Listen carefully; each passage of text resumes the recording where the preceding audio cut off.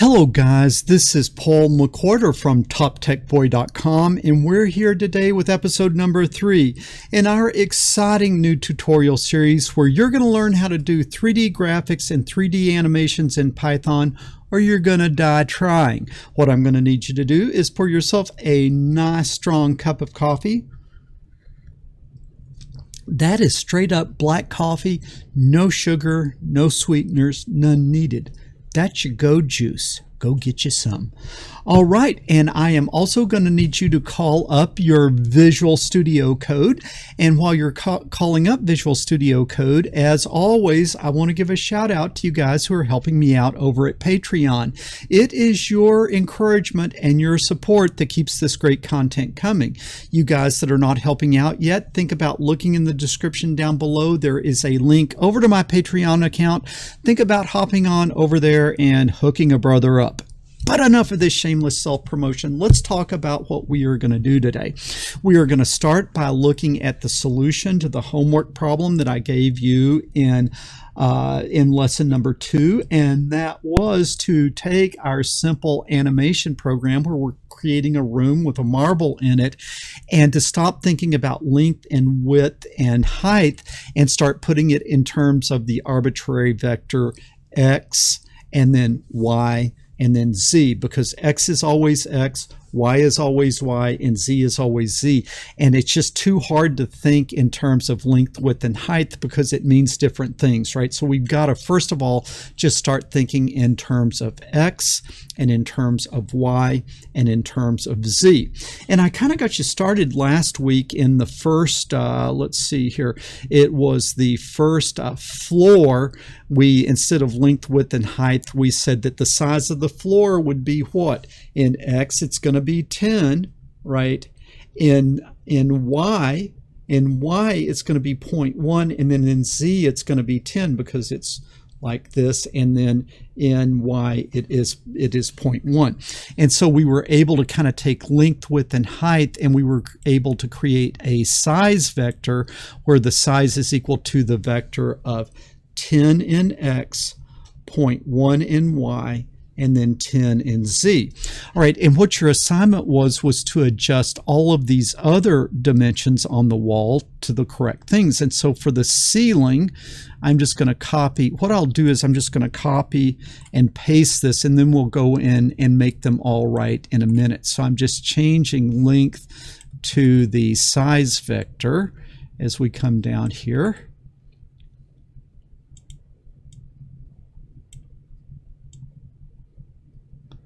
Right, now I've got to go in and put the right numbers in. So the ceiling is going to be just like the floor, right? The ceiling up here in x is going to be 10, in y is going to be 0.1, and in z it's going to be 10. And so the ceiling should be the same. Now the back wall in x, is going to be 10, right? The back wall in x is going to be 10. But the wall in y is going to be 10. So I need to put a 10 here on back wall. Okay, it's going to be 10. And then in z, the back wall in z is going to be 0.1. Like that, 0.1. All right, now the left wall over here in x is going to be 0.1. The left wall is going to be 0.1, and then that left wall in y is going to be 10, and then in z it's going to be 10. Are you seeing what I'm saying? I hope so. And then the right wall is going to be the same. All right, so now we're going to say 0.1. Do you see now always x is x, y is always y, and z is always z. So it's going to help us to think in 3 dimensions. So now let's just run this thing and see if that is going to work. Ooh, we made a mistake. What happened there? Something horrible happened to our right wall. Something horrible happened to our right wall. I must have had a typo in there somewhere. So let's come back over here. Let's kill it. Oh, I had 0.1 and 0.1. So the right wall is going to be 0.1, and I didn't change that to 10. And so that should fix that real quick. And we'll come back over here and run it. maybe I didn't kill it. We'll come back over here and run it. Okay, that looks like a nice room. All right, and now you see we're thinking in terms of X, we're thinking in terms of Y, and we're thinking in terms of Z. And guys, this is going to be like the most important lesson that you have out of this whole series, because when we're thinking about three-dimensional objects, all of a sudden there is no way to do them with, like, let's see, +5, -5, oh, a minute, 0, -5, because all these things are related, so we have to stop putting constants here. We have to parameterize it. And so we've got to create parameters and then operate based on those parameters. And so what is our first parameter going to be? Well, really easy. What you can see is the marble radius is going to be equal to 0.75. So anywhere where we use marble radius, or the radius of the marble, we need to replace that with our parameter. And so this would be down here under marble radius. It is m radius. Okay, so I'm getting rid of all the constants out of here. I'm getting rid of all the constants out of here. Now what I have to think of is I have to think of terms of the room. Okay, the walls have a certain thickness, so I'm going to call that wall thickness. And what was the wall thickness? The wall thickness was equal to 0.1. So I need to go in and I need to put in wall thickness for the 0.1. And so if we think about the floor, the wall thickness is going to be in what direction? It's going to be in the Y direction. So I need to take, I'm just going to copy wall thickness.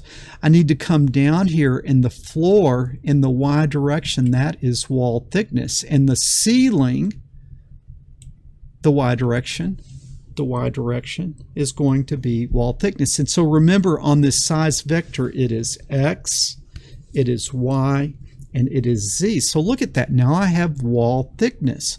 Well, what else do I have? I am going to have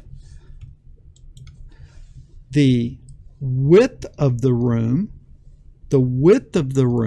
and the depth of the room. So I am going to have room width, and let's just say that's 10, room width, and then room depth, and let's just make that 10. Room depth is equal to 10, and then I'm going to have room height, and let's just make that 10. Okay, so I have room width, I have room depth, and I have room height. Now I need to come in here, and on the floor the X value is what? That is the room width. So I'm going to take room width here. I'm going to take room width, and then on the ceiling its X value is going to be room width. So I got room width on the floor and then room width on the ceiling. Does that make sense? Okay, now I've got X, I've got Y, and I've got Z. All right, it's X comma Y comma Z. So what is Z? Okay, what is Z? Z is the room depth. So I need to take room depth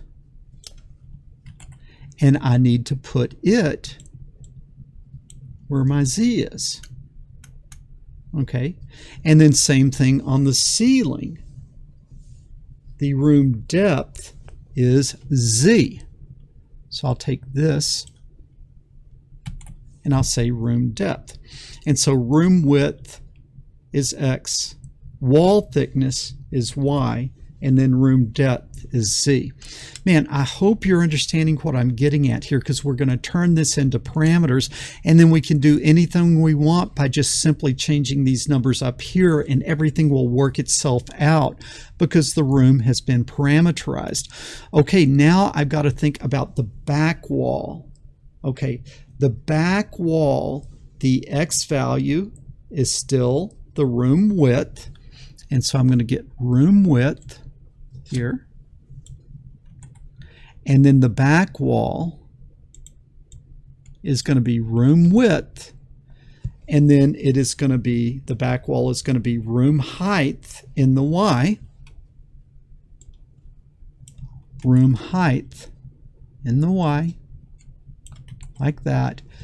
And then the back wall, the Z, right, it's X, it's Y, and it's Z. That back wall, what is its Z going to be? That is going to be wall thickness. Right, it is going to be wall thickness. That one's going to be wall thickness. So on the back wall, the Z value on there is wall thickness. All right, now let's think about the left wall. Let's think about the left wall. What is the X value of the left wall? What is the X value of the left wall? It is wall thickness, right? It's wall thickness. And it's also wall thickness on the right wall. It's wall thickness on the right wall. And don't just come in here and put random things, because room depth and room height might not be the same later. So we've got to keep track of which 10 is 10. So we're talking about the left wall. The X is the wall thickness. The Y is the what? It is the room height. The Y is the room height. So we need to take room height and copy it. And then we are going to make the Y value. Remember, it's X comma Y comma Z. We're going to make the Y value room height. The Y value is going to be room height. And then same with the right wall. The Y value over here is room height. Now, what is the Z value? That is the room depth. For the left wall and the right wall, the Z value is the room depth. And so now I need to get room depth, and then I need to make that the Z value and the Z value. All right, now look at this. We have gotten rid of all of our numbers over here, and we're going to run it. This should run. Okay, this should run, and then we'll come back. Okay, we still have a box that looks right, but now instead of a bunch of constants, it is parameterized. Okay, it has been parameterized. Guys, man, I can't tell you how important it is. If you have to spend a week on this one lesson, you have to understand this. You have to do things in terms of parameters.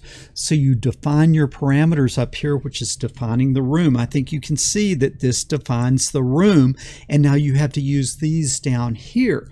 That way, if you want to change the room, all you got to do is change a number here and everything will work out right. Now, what we haven't done though is we kind of just put in positions like, oh, well, this wall would need to be here, or this wall would need to be here. We have to put the walls in terms of the parameters. So where does the floor need to be? And don't say -5.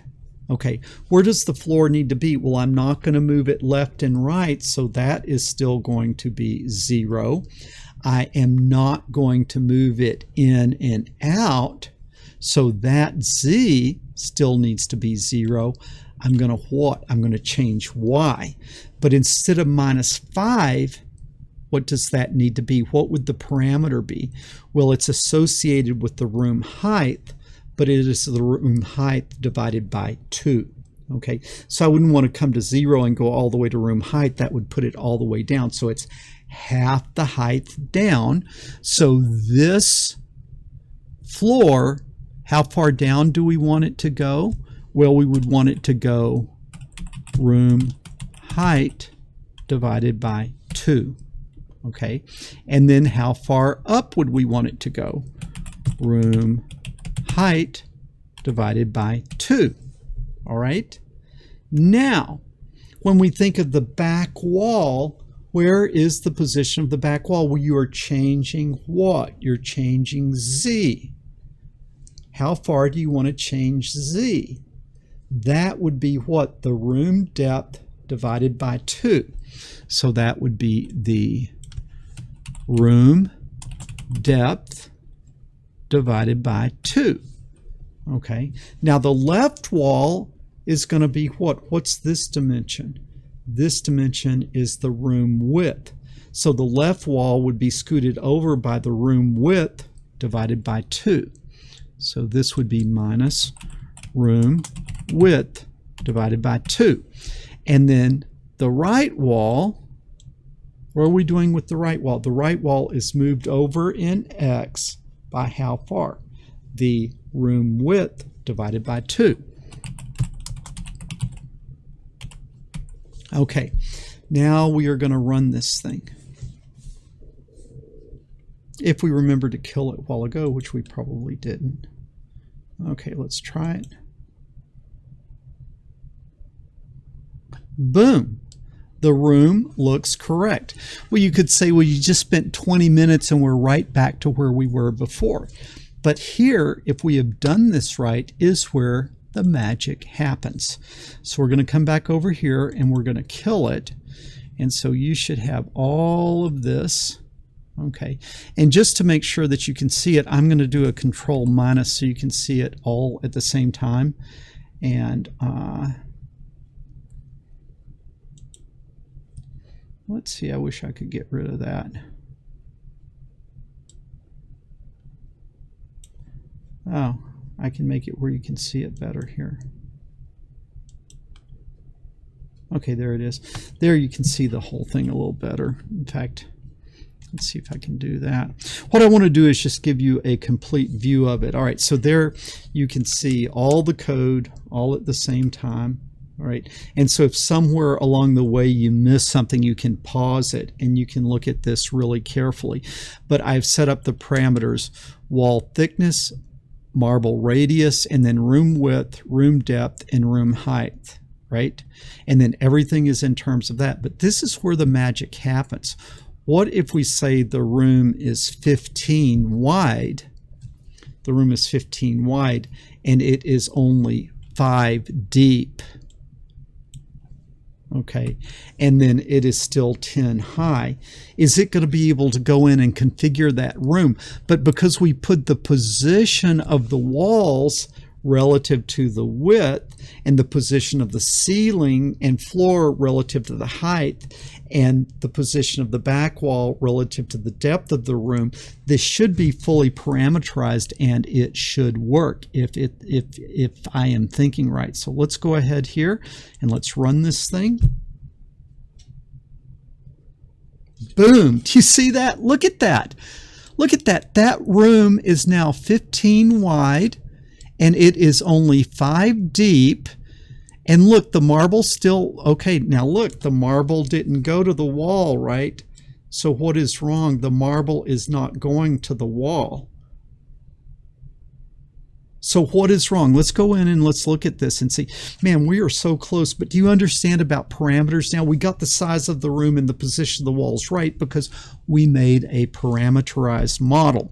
And so let me come back over here and let's look and see why the one thing that was broken was it didn't go all the way to the edge. Well, why did it not go to the edge? Because down here, did I use a parameter? No. What did I do? I put in a constant. So when x position, the position of the ball gets where? Not to 5, but what? Room width divided by 2. Okay. Or on the left side, it would be minus what? Minus room width divided by 2. Minus room width divided by 2. Now that should work because x position is a parameter. It starts in the center of the room, and then delta x is how far it moves every time. Those things are already parameterized, and so I really don't have anything that is not a parameter here. So let's try this again.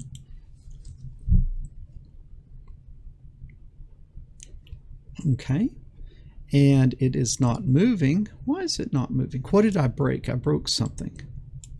Okay, let's Let's go back and let's see what I broke in doing that. What did I break? Room width, okay. It is room width with an uppercase W, and that is probably what caused the problem. Room width. All right, let me get this up a little bit where you can see it better. Okay, so I have X position is greater than room width divided by 2, and X position is less than minus room width divided by 2. And so that looks pretty good. Let's kill it, and let's come up here and run this.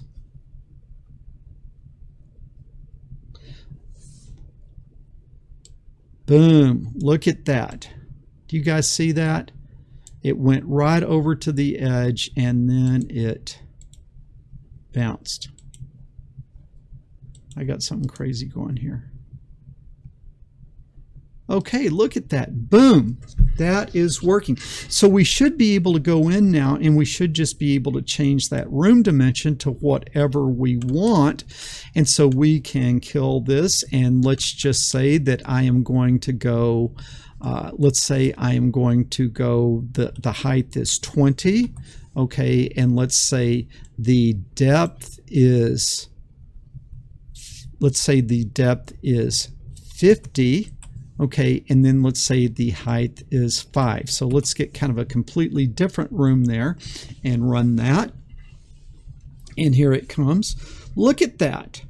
Okay, do you see you have like a radically different room there?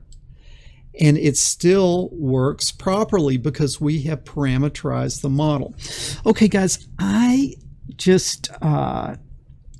hope I have convinced you that the only way that we're going to move forward in 3D animations and in 3D graphics is we have to base things on parameters, where we set the parameters up here. And also you've got to like think about the parameters. Like I didn't make the position of the floor just be like floor position. No, the position of the floor has to be at the edge of the walls, and so I had to put the floor position in terms of the height of the room. Otherwise, I could, it wouldn't just all come out a nice box with the ends matching. All right, guys, let's come back to a more normal. Let's come back to a more normal room size. And so let's say that the room width is 10. Let's say the room depth is 5. And then let's say the room width is 10. The room depth is 5. And now the room height, let's put it back at 10. All right. Now, I want you to watch this and tell me the one thing that you don't like. Okay, what is the one thing that you don't like? What we don't like is that the ball bounces after it's gone through the wall. So if you think about it, what is the condition that we bounce? When the center of the ball is at the center of the wall, we bounce. But what would you really want? You would want it when the edge of the ball, hits the edge of the wall. When the edge of the ball hits the edge of the wall, that's when you would want to bounce. And so when you come down here, what you can see is when I say X position, well, X position is what? That's the center of the ball, is greater than room width divided by 2. Well, where is room width divided by 2? That is the center of the wall. So that's not right. I want to do it when the edge of the ball hits the edge of the wall.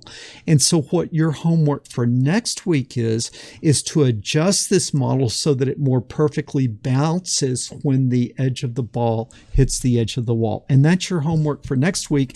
And then I'll come in next week and I'll show you how to do that. And then we'll kind of move forward with our animation and learn some new stuff. So guys, this is the most important lesson. This is the most important lesson of the whole series. series. Okay, this is the most important lesson of the whole series.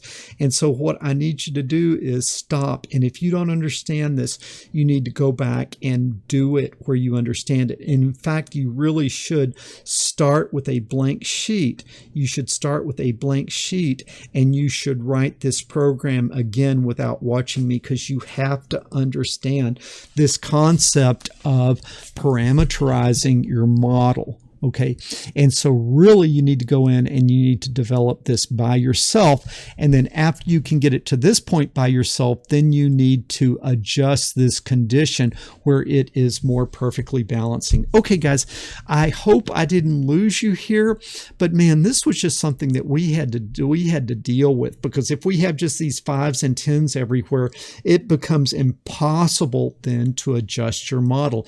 You have to do it in terms of parameters. Okay. Leave me a comment down below if this makes sense. If you guys like this lesson, give me a thumbs up.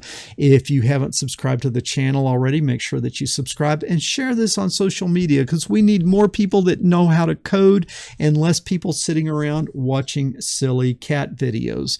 Paul McWhorter from TopTechBoy.com. I will talk to you guys later.